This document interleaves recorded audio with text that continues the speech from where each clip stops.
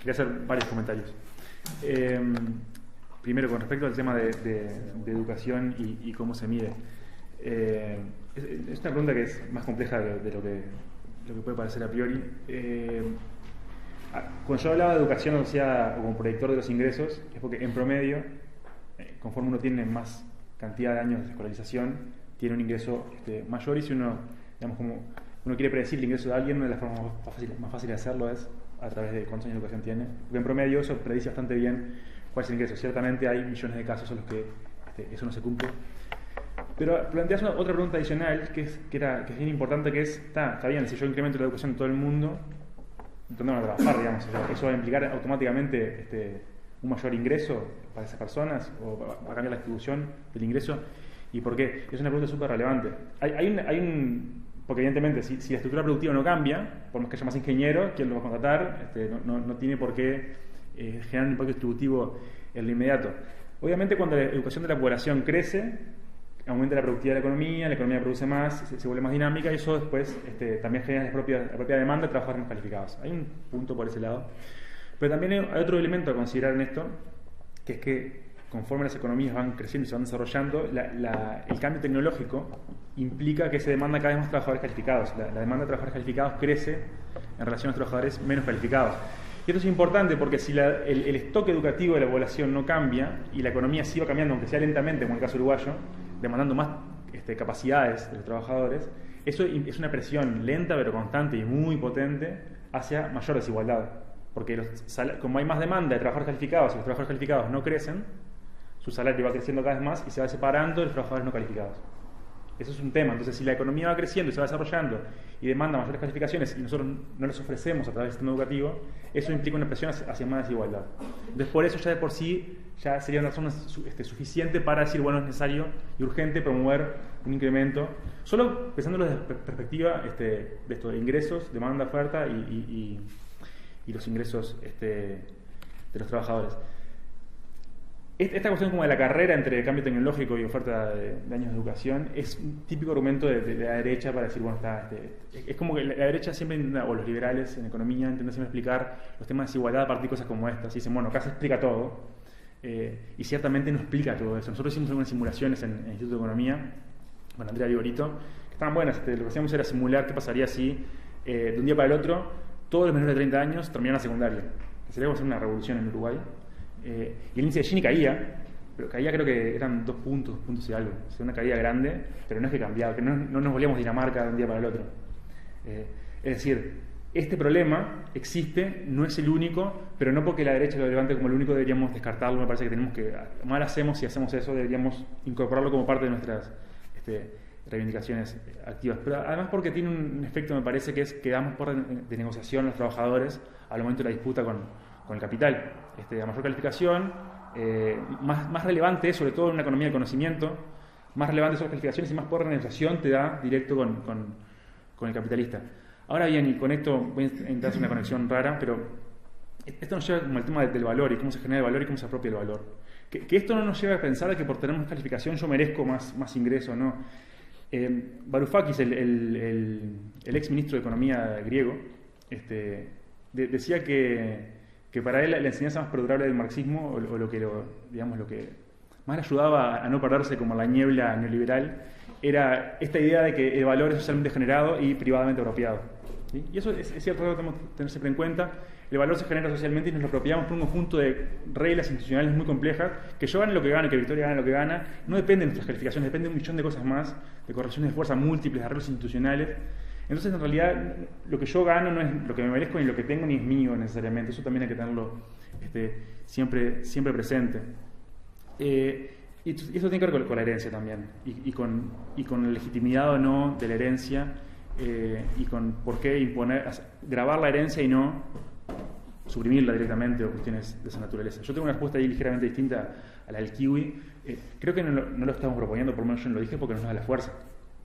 En mi caso, estoy convencido que capaz que nos da la fuerza para poner un impuesto a la herencia, fuerza política, digamos. Capaz que nos da para poner un impuesto a la herencia mínimamente razonable. No avanzamos más allá de eso porque no nos da. Y esto es un mecanismo para, esto que decía yo hoy, ¿no? Obstaculizar la reproducción intergeneracional de la desigualdad en el mejor de los casos, y generar algún efecto redistributivo en la riqueza conforme pasa el tiempo y a través de eso algún impacto en la distribución de los ingresos. Pero en realidad es un tema más táctico y de contar las fuerzas que uno tiene que otra cosa. Yo estoy convencido que lo que decías es estrictamente cierto, que es así, y que no hay fundamento alguno para pensar que por vía sanguínea uno puede merecer algo en relación al resto. Solo para tirar ahí algún dato, es muy difícil medir cuánto de la riqueza uruguaya es heredada o no. Ahí hay una encuesta que se hizo que estaba buenísima, pero que tenía, esa pregunta estaba como mal hecha, que te preguntaban cuánto de tu riqueza es heredada. Pero claro, si yo heredo, no sé, una casa, la vendo y con eso me compro otra casa, mi casa parecía como una riqueza no heredada porque me la había comprado yo, aunque me la había comprado con el trato de una herencia. Pero incluso así, la parte que era directamente heredada, o sea, el piso mínimo era 38%. O sea, ya más de un tercio de la riqueza uruguaya es heredada, debe estar en los países desarrollados. Los estudios de Piketty muestran que es como 90% de la riqueza. Así que ese problema es súper serio y creo que esta es una forma de atenderlo muy moderada, muy marginal, pero que puede por lo menos empezar a hacer mella en el asunto. Puedo contar, perdón, que uno igualmente hereda, por ejemplo, generaciones bien alimentadas, contactos, redes, sí, sin dudas. Por eso decía que esto es un entramado muy complejo el que determina qué es lo que yo tengo, lo que no tengo, lo que gano y lo que no gano. Pero lo que pasa es que eso no tiene título de propiedad. No, pero igual opera. Pero igual opera. No, desde ya que hay que considerarlo riqueza social acumulada. Y eso, bienvenido sea. Pero lo otro es bien tangible que... Lo otro tiene la obscenidad del contrato, digamos, de que existe ahí en papel, se firma. O sea, entonces es más complejo aún. Después con lo de distribución de utilidades que contaba Fede, a nosotros también nos sorprendió cuando nos empezamos a dar cuenta de lo que nadie distribuye utilidades. Es un tema que es absolutamente dramático. Ahí capaz que conviene explicar un segundito nomás cómo funciona el gravamen al capital, a los ingresos por capital. Las empresas, cuando tienen un resultado contable positivo, es decir, cuando tienen una ganancia, pagan 25% de IRAE, y después, sobre lo que les queda, ellos pueden decidir reinvertirlo en la empresa o repartirlo a los socios, y ahí paga ese 7% que yo decía. La lógica de esto hay que entenderla por la reforma tributaria de 2007. Antes el IRAE, o lo que era, tenía otro nombre, era el 30%. Lo que se hizo en la reforma de 2007 fue bajarlo a 25% y agregar el 7% cuando se distribuye la utilidad. Es decir, que al grabar 7% sobre el 75% restante, quedan 30 con algo. O sea, era como tener el mismo impuesto, pero abierto en dos partes. Una parte de la empresa y una parte de la distribución de utilidades. ¿Qué pasó? Que nadie distribuyó utilidades. Esto que estamos hablando ahora. O sea, pagamos 25% de IRAE, pero el otro 5%, digamos, no lo paga nadie porque nadie distribuye utilidades. El cambio que comentaba el Kiwi es un cambio muy importante de la reforma 2016 del IRPF, que va a tener algún impacto positivo, espero, pero nada, es como para paliar ese asunto. Ahí hay varias cosas para considerar.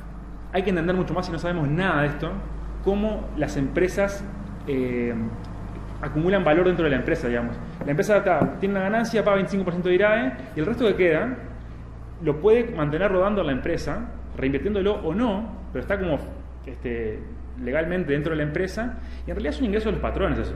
Hay una torta de guita que está en las empresas rodando, que no es utilizada necesariamente dentro de la unidad productiva, no es utilizada para la reinversión, pero que es parte de los ingresos porque es controlada por los patrones, y es una cosa que nosotros no vemos, ni siquiera en los datos tributarios, que son como los mejores que tenemos para ver los ingresos de los muy ricos, pero que es una torta de guita. Y no sabemos muy poco sobre qué pasa dentro de las firmas, qué pasa entre las empresas,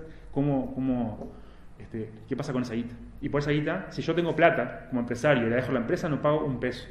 Es más, sabemos, por informantes calificados infiltrados que tenemos en la burguesía, que tienen como unas cuentas compartidas las empresas con los dueños, donde los tipos sacan plata de la cuenta compartida, cuenta como de una capitalización de la empresa o un pasivo, y en realidad por eso no pagan nada, no pagan ni RPF, ni siquiera pagan el 7%. Entonces, hay mecanismos ahí complejísimos que tenemos que atender y son parte de lo que explica por qué vemos tan poquita utilidad distribuida en Uruguay.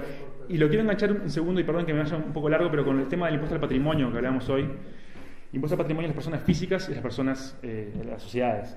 El impuesto al patrimonio de las empresas, digamos, recauda un montón de plata. Es un impuesto que recauda bastante. En cambio, el impuesto al patrimonio de las personas físicas no recauda nada. Es que yo decía que lo pagan 8.000, 9.000 personas y nada, no recauda nada. Es un impuesto que no sirve ni para fiscalizar, ni para retribuir, ni para recaudar, ni para nada. Yo comparto este problema de que en realidad el impuesto al patrimonio a las empresas genera una distorsión porque grava más a empresas que por su tecnología tienen necesidades de más planta física, máquinas, y eso genera una distorsión que es complicada. Ahora, cuidado con pretender hacer un viraje desde el impuesto al patrimonio a las empresas hacia las personas físicas, porque nos puede pasar lo mismo que pasó en 2007 con los ingresos por capital, que creímos que estábamos pasando una parte del ingreso que se grababa a las empresas al grabar a las personas y después terminó siendo que no grabamos a nadie. Entonces, yo estoy de acuerdo con revisar el impuesto al patrimonio a las empresas para evitar estas distorsiones, al tiempo que se fortalece el impuesto al patrimonio a las personas físicas, pero hagámoslo escalonadamente, con mucho cuidado, y solo empezamos a bajar de uno cuando recaudemos del otro, porque si no, nos podemos comer como el mismo problema nuevamente. Y termino con el tema de vivienda. Yo estoy de acuerdo con que lo que hay que asegurar, o sea, el derecho a asegurar es el uso de la vivienda, tener capacidad de poder vivir en una casa razonable en un lugar decente. Ese es el derecho. Lo que tenemos que blindar es eso. Yo lo que planteaba de la propiedad de la vivienda, porque lo planteaba como, capaz que yo tengo un sesgo que está mal, pero cuando vos mirás la distribución del ingreso, vos mirás como la maquinita que genera ingresos, ¿no? Y una parte de la maquinita generadora de ingresos es tu casa y los activos que vos tenés. Entonces yo decía de promover tenencia a la vivienda, más allá del uso, como mecanismo generador de ingresos. Por una cosa muy evidente, que si alguien tiene su casa, no paga el alquiler, eso ya es un ingreso, lo que en la encuesta de hogares se llama el valor locativo, ¿lo sabes bien, Fede? Yo sé que el derecho a asegurar es el uso y que la propiedad colectiva, incluso si no es propiedad de la persona, pero sí tiene derecho al uso, es un instrumento perfectamente válido y que seguramente sea superior a la propiedad de la vivienda. Ahora, desde el punto de vista distributivo estrictamente, a mí me preocupa cómo generarle a la gente activo para generar ingresos, además de su trabajo. O sea, que tengan algo más para vender que su fuerza de trabajo, que es lo que lo define como... Y que es lo que le da su gran debilidad porque no tienen buena negociación con el capitalista. Hay diseños de IRPF